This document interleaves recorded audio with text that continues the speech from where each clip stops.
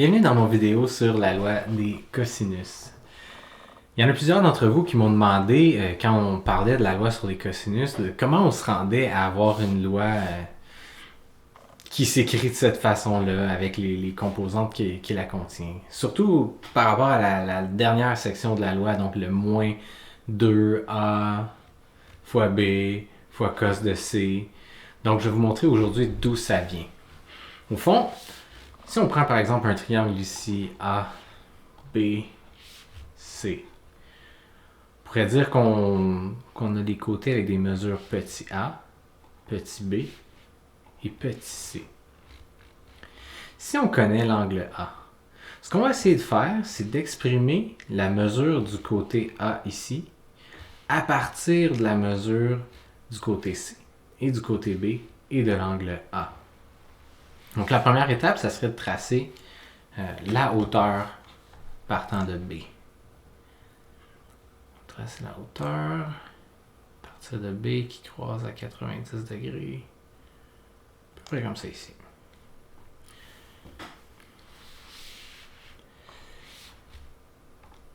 Et donc, si on prend cette hauteur-là, on se crée deux angles de 90 degrés. Cette hauteur-là, on va appeler la mesure H. Puis, elle sépare le segment AC, le côté du triangle AC, en deux parties qu'on va appeler D ici, puis E de l'autre côté. Donc, E à partir de la hauteur jusqu'au point C, puis à partir de la hauteur jusqu'au point A, on va l'appeler D. Trouvons d'abord la valeur de D. Donc, on connaît les rapports trigonométriques. On pourrait dire que le cosinus de A va être égal à la valeur de D, qui est son côté adjacent, sur la valeur de C, la longueur du côté AB. Ce qu'on peut faire à partir de là, c'est qu'on peut multiplier les deux côtés par C pour se débarrasser de la fraction. Multiplier par C. Ici, de ce côté-là, ça s'annule. Et on obtient C fois cos de A égale à D. Donc, on est capable d'exprimer D en fonction de C et du cosinus de A. On va faire le même travail ici. On va essayer d'exprimer la hauteur en fonction des mesures avec lesquelles on travaille. Donc, la hauteur, on va pouvoir dire que sin de A va être égal à la mesure du côté opposé, donc H, sur C. Même principe, on va multiplier des deux côtés par C, multiplier par C, puis on obtient C fois sin de A égale à, on peut enlever ici, H. La troisième étape, on va essayer d'exprimer E. Donc E, on sait que c'est B, donc la longueur du segment au complet, moins D. On va pouvoir écrire E égale B moins D. Mais là, on a trouvé D ici. On est capable de trouver D à partir des mesures C et cosinus de A. Donc, ce qu'on va faire, c'est qu'on va dire que E est égal à B moins C fois cos de A. Et là, c'est tout ce qu'on avait besoin d'établir pour l'instant, disons. La quatrième étape, c'est la plus ardue, mais celle aussi qui nous mène vers la loi des cosinus. Donc, ici, on a trouvé la mesure de H, on a trouvé la mesure de E. Les deux, on est capable de les exprimer à partir d'un côté, des deux côtés ici, les côtés C et B, et de l'angle A. Et là, si on veut trouver la valeur du petit a, on pourrait utiliser la relation de Pythagore. Donc, on va dire a à la 2 est égal à h à la 2 plus e à la 2. Mais on a trouvé tantôt c'était quoi h et e. On est capable de les exprimer. Donc, on va pouvoir dire que a à la 2 égale h à la 2. H, on l'avait ici. H, c'est c fois sin de a à la 2 plus c'est B moins C fois cos de A. On va dire B moins C fois cos de A à la 2. Et on va pouvoir développer les parenthèses.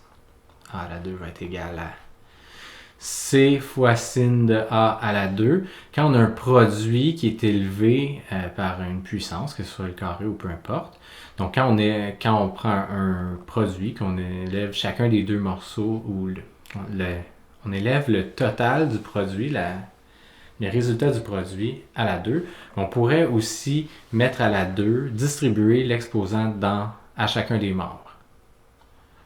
C'est tout croche, mais en gros, ça nous donne que C à la 2 multiplié par sin de A à la 2. Le 2 ici, on le met à côté du sinus pour ne pas se mélanger, pour ne pas dire qu'on fait le sinus du carré de l'angle, mais bien le carré du sinus de l'angle. Et à ça, on va ajouter la prochaine parenthèse. Ici, on va juste la développer. On va dire B moins C fois cos de A fois B moins C fois cos de A. Et là, on va pouvoir utiliser la distributivité de la multiplication pour ouvrir les parenthèses. On va obtenir A à la 2 égale à C à la 2 fois sin de A à la 2 plus B fois B, ça va donner B à la 2. B fois moins C fois cos de A, ça va donner moins B fois C fois cos de A. Moins C fois cos de A multiplié par B, ça va nous donner encore moins B fois C fois cos de A. Puis moins C fois cos de A multiplié par moins C fois cos de A, ça va nous donner plus. Un peu comme l'autre tantôt, on peut distribuer dans le fond